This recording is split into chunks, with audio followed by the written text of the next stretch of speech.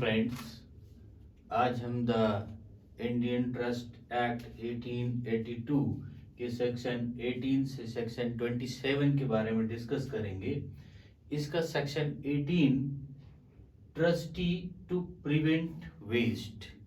इसका सेक्शन 18 कहता है trustee to prevent waste where a trust property where the trust is created for a benefit of several persons in succession and one of them is in possession of the trust property if he commits or threatens to commit any act which is destructive or permanently injurious thereto, the trustee is bound to take measures to prevent such act. इसमें कहा गया कि अगर कोई भी trust कई लोगों के फायदे के लिए बनाया जाता है, if any person commits in threaten to commit, अगर उनमें से कोई एक व्यक्ति या दो व्यक्ति उसमें से धमकी देते हैं या ऐसी कोई घटना घटित करते हैं कि वह उस ट्रस्ट के लिए इंजोरियस है या हार्मफुल है और वह परमानेंटली उसके लिए नुकसानदेह हो सकता है, तो ट्रस्टी इस चीज के लिए बाउंड है। ट्रस्टी का यह कर्तव्य है कि वह उस व्यक्ति को जो उस ट्रस्ट के लिए इंजोरियस है, जो हार्मफुल है, जो नुकसानदेह है, उसे वह परमानेंटली हटाए या उसका ऐसा निदान करे जिससे उस ट्रस्ट की प्रॉपर्टी का लॉस खत्म हो सके और ये उसके लिए वह उसका निदान कर सके। मतलब कि उस ट्रस्ट प्रॉपर्टी में जिसने उसके नुकसान के लिए धमकी दी है या ट्रस्ट बीस हो सकता है या वो ट्रस्ट में लॉस हो सकता है, तो ट्रस्टी का यह कर्तव्य है कि ऐसे व्यक्ति को जो उसमें कमिट कर रहा है, जो धमकी दे रहा है और जो उसका लॉस करा रहा है, उसे वह परमानेंटली हटाए या उसका ऐसा कोई निदान करे जिससे उस ट्रस्ट का लॉस खत्म हो सके। इसमें सेक्शन 18 ये कहता है। सेक्शन 19 कहता है अकाउंट्स एंड इंफॉर्मेशन। जो ट्रस्ट के अकाउंट है उसके इंफॉर्मेशन के बारे में सेक्शन 19 कहता है ए ट्रस्टी इज बाउंड, एक ट्रस्टी इस बात के लिए प्रतिबद्ध है कि वह to keep clear and accurate account of the trust property.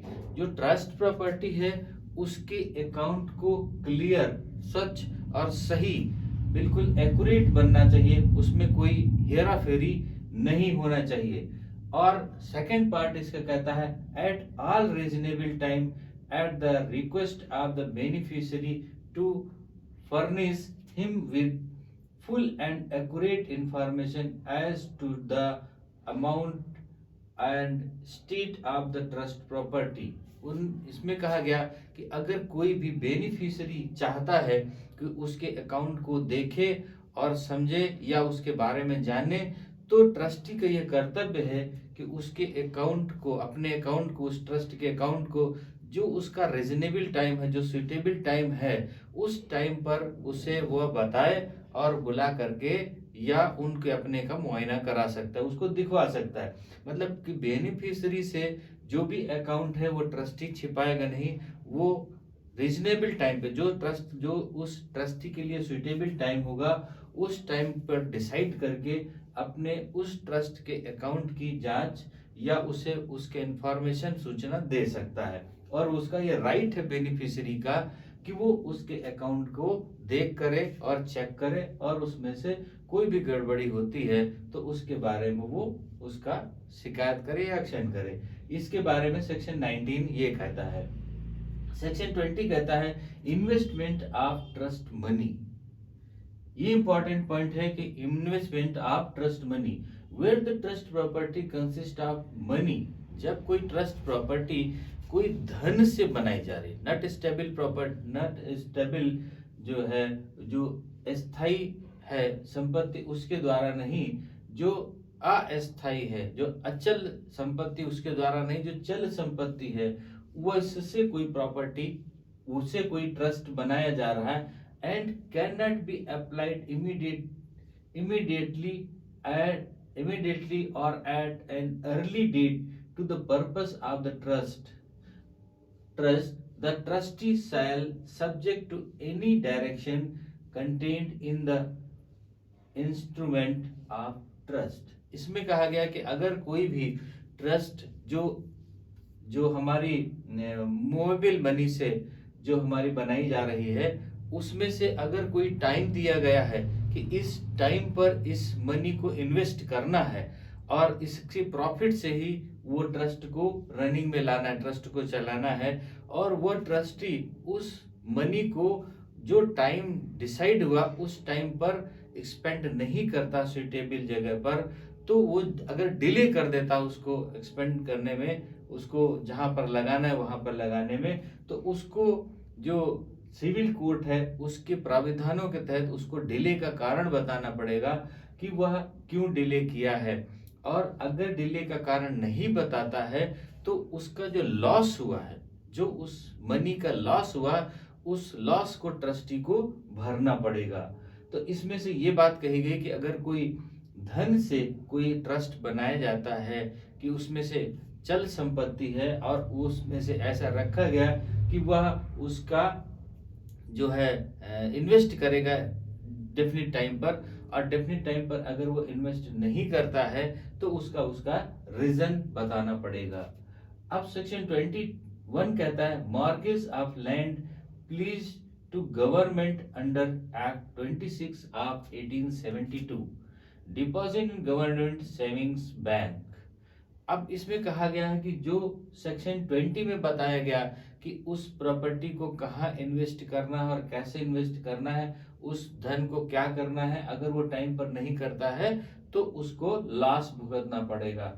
अब इसमें से कहा गया कि ये जो एक्ट जब लागू हुआ, द इंडियन ट्रस्ट एक्ट 1882, उसके पहले अगर कोई भी धन इन्वेस्ट कर दिया गया है तो सेक्शन 20 इस पर लागू नहीं होता। मतलब उसमें अगर लॉस डिले हुआ तो उसका भरपाई नहीं करना पड़ेगा, सेक्शन 20 इस पे लागू नहीं होता। Nothing in section 20 shall apply to investment made this act comes into force, इसमें अप्लाई नहीं होगा। और अगर कोई लैंड है वो मार्गस करी गई या लैंड इम्प्रूवमेंट एक्ट 1871 के तहत अगर उसको मार्गेज किया गया या रखा गया किसी लैंड को, तो वो भी सेक्शन 20 इस पर लागू लागू नहीं होता।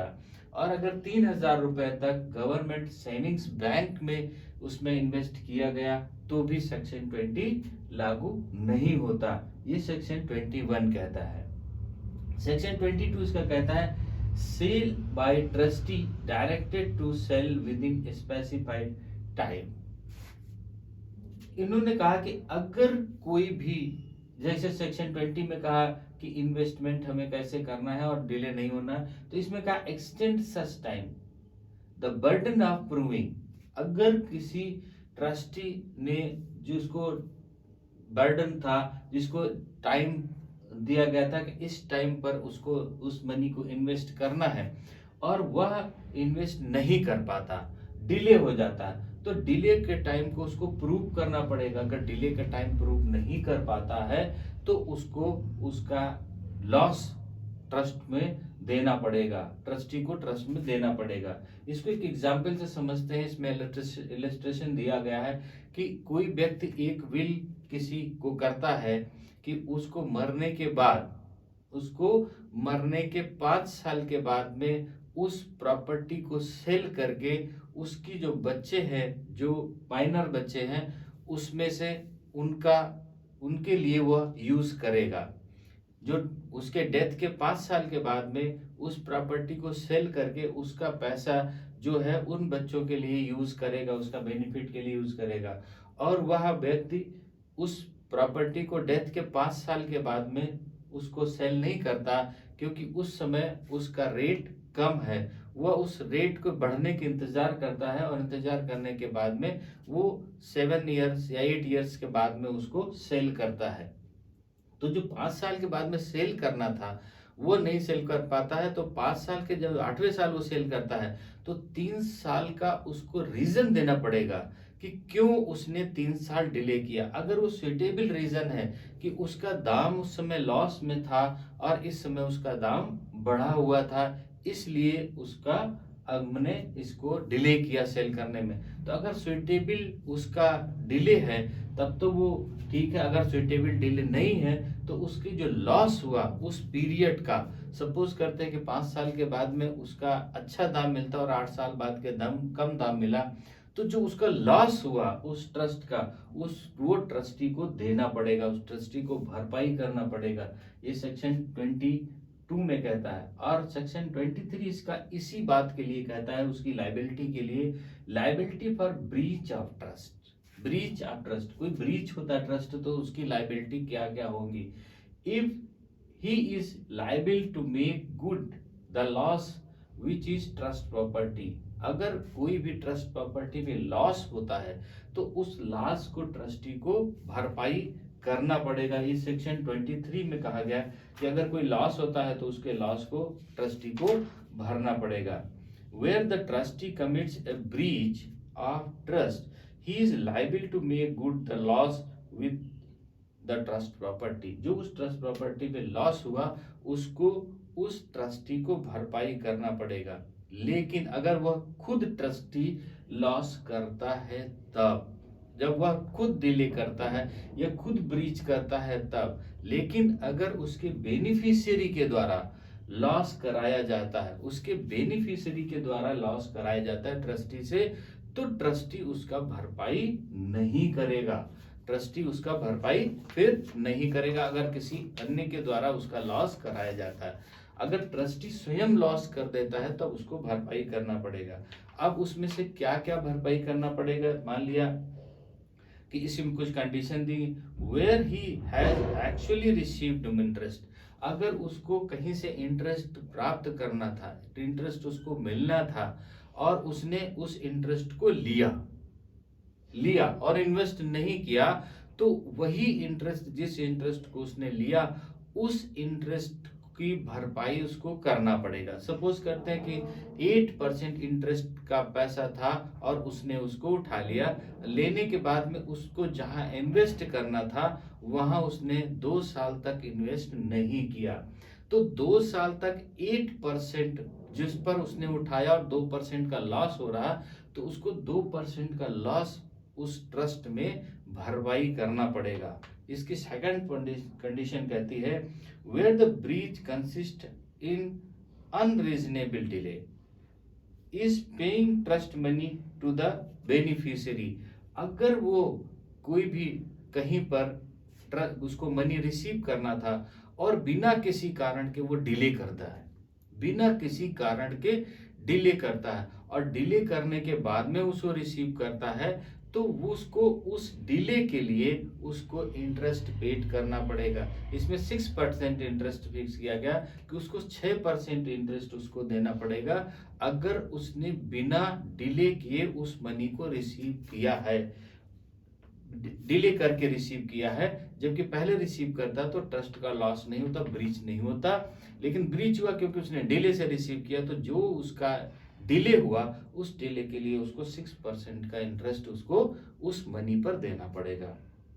नेक्स्ट इसका पार्ट कहता है, where the trustee ought to have received interest but has not done so, उसने इंटरेस्ट तो रिसीव किया लेकिन उसने वैसा किया नहीं जैसा उसको करना चाहिए था, तो उसमें से वेयर, तो उसको ऐसा करना चाहिए था लेकिन फिर भी उसने नहीं किया, तो फिर ब्रीच हुआ उसका ट्रस्ट का, और जो ट्रस्ट का ब्रीच हुआ उस ब्रीच के लिए फिर उसको पेमेंट का भरपाई करना पड़ेगा जो उसका नुकसान हुआ है।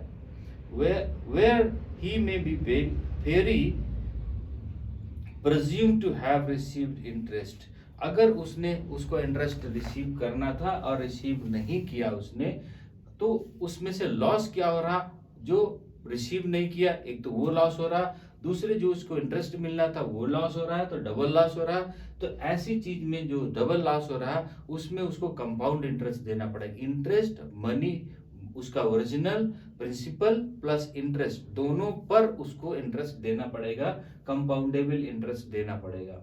तो सेक्शन 23 कहता है कि लायबिलिटी ट्रस्टी की क्या है, ट्रस्ट प्रॉपर्टी क्या अगर इन्वेस्टमेंट करना था टाइम पर तो नहीं किया, और उसका लॉस हो रहा, ब्रीच हो रहा, तो उसको उसका लॉस का भरपाई करना पड़ेगा। अगर उसको इंटरेस्ट लिया है और इंटरेस्ट सही टाइम पर उस मनी को इन्वेस्ट नहीं किया, ट्रस्ट का लॉस हुआ तो उसको लॉस भरना पड़ेगा। अगर उसने मनी को उठाया और उठा करके सुटेबल टाइम पे नहीं किया, उसका डिले किया, तो डिले का भी पेमेंट उसको 6% इंटरेस्ट से उसको जमा करना पड़ेगा। ये सेक्शन इसका 23 कहता है। सेक्शन 24 कहता है no set off allowed to trustee. A trustee who is liable for a loss occasioned by a breach of trust in respect of one portion of the trust property cannot set off against his liability a gain which has occurred to another portion of the trust property through another and distinct breach of trust। इसमें कहा गया section 24 में कि अगर किसी part में trust breach होता है, मतलब उसका लॉस होता है, एक जगह पर उसका काम करने में लॉस होता है, एक जगह पर उसका लॉस हो जाता है और दूसरी जगह उसका गेन होता है, लाभ हो जाता है। एक जगह लॉस हो रहा है और दूसरी जगह गेन हो रहा है। तो जो दूसरी जगह गेन हो रहा, उस गेन से उस लॉस को भरा नहीं जा सकता। वो लॉस अलग है, गेन अलग है। लॉस का उसको भरपाई ट्रस्टी को करना पड़ेगा जिसके द्वारा उसको लॉस हुआ है, और gain that is other matter. Gain से उस लॉस का कोई लेना देना नहीं होगा। इन्होंने कहा कि अगर कोई ट्रस्ट है, इसको और क्लियर कर देते हैं, अगर कोई ट्रस्ट है, ट्रस्ट के दो पार्ट में से एक के द्वारा उसको लॉस हुआ और दूसरे के द्वारा उसको प्रॉफिट हो गया, तो जो लॉस हुआ वो जिसके द्वारा लॉस हुआ उसको उसकी भरपाई करना पड़ेगा, और जिसके द्वारा गेन हुआ वो गेन से लॉस की भरपाई नहीं की जा सकती। वो गेन दैट इज अलग मैटर और लॉस अलग मैटर, दोनों के अलग अलग हैं। तो ट्रस्टी 24 में कहा गया no set off allowed to trustee. Trustee को ये नहीं अलाउ किया जा सकता कि एक लॉस है और दूसरा गेन है तो उस गेन से लॉस को भरा जाए, वो नहीं हो सकता। गेन अलग है और लॉस अलग है। लॉस जिसके द्वारा हुआ है उससे उसको भरपाई करना पड़ेगा। सेक्शन 25 इसका कहता है non liability for predecessors default. Predecessors default पहले वाला, जो पहले ट्रस्टी है, जो पहले कोई ट्रस्टी है उसके द्वारा कोई डिफॉल्ट हुआ है, तो where a trustee succeed another he is not as such liable for the acts or defaults of his preceders। preceders it means पहले एक ट्रस्टी था, पहले उस ट्रस्टी के द्वारा लॉस किया गया, उस ट्रस्टी के द्वारा ट्रस्ट का ब्रीच किया गया, लॉस किया गया ट्रस्टी का। सपोज करते प्रॉपर्टी है तो प्रॉपर्टी सेल की गई, या मूवेबल मनी है, मूवेबल मनी का लॉस किया गया, टाइम पर इन्वेस्ट नहीं किया गया, उसका लॉस हुआ, तो उस लॉस का जो प्रेजेंट ट्रस्टी है, जो प्रेजेंट ट्रस्टी वो भरपाई नहीं करेगा। वो लास्ट जिसने उसका नुकसान किया उसी ट्रस्टी को उसको भरपाई करना पड़ेगा। तो इसमें सेक्शन 25 कहा non liability for procedures default.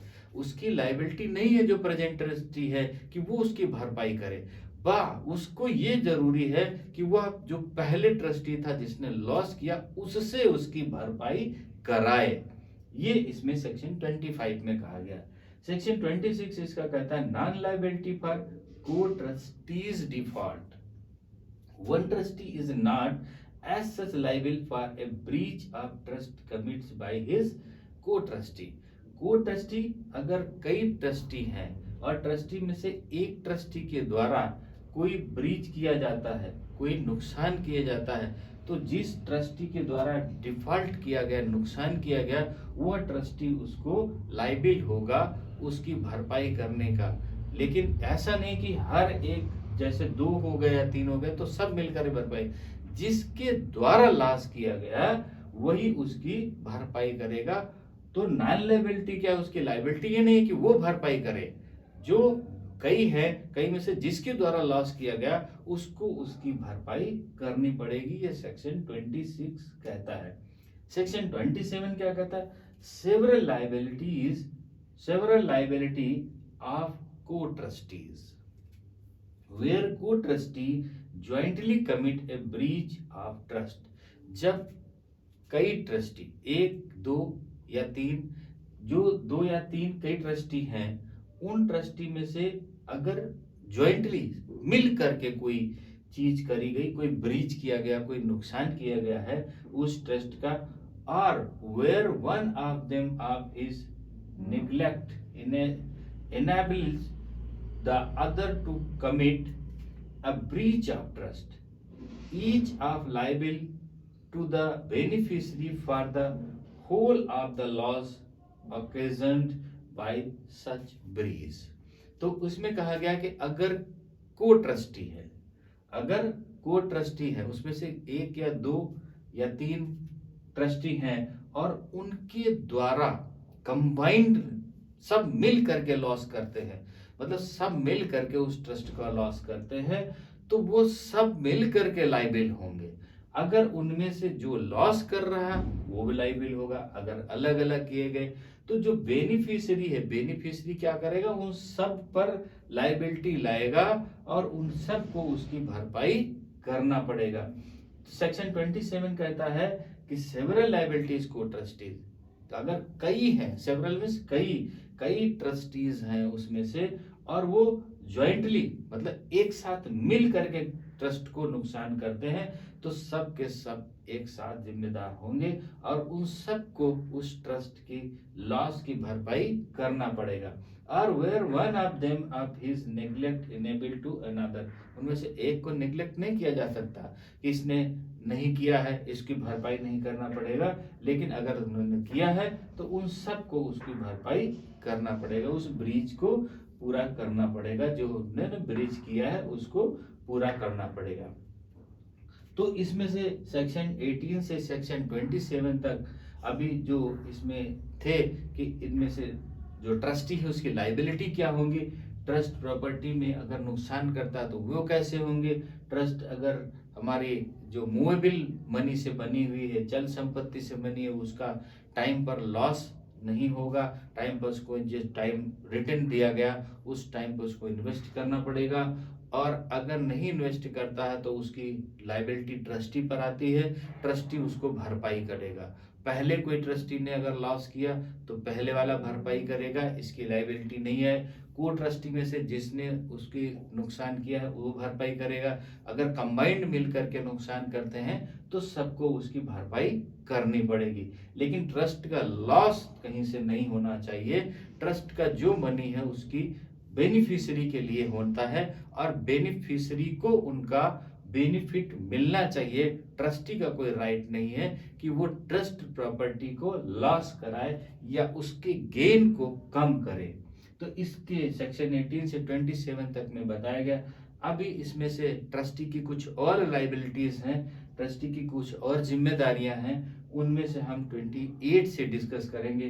तब तक के लिए इनमें सेक्शन 18 से सेक्शन 27 तक जो लाइबिलिटी थी वो पूरी हुई। ओके, थैंक यू, जय हिंद।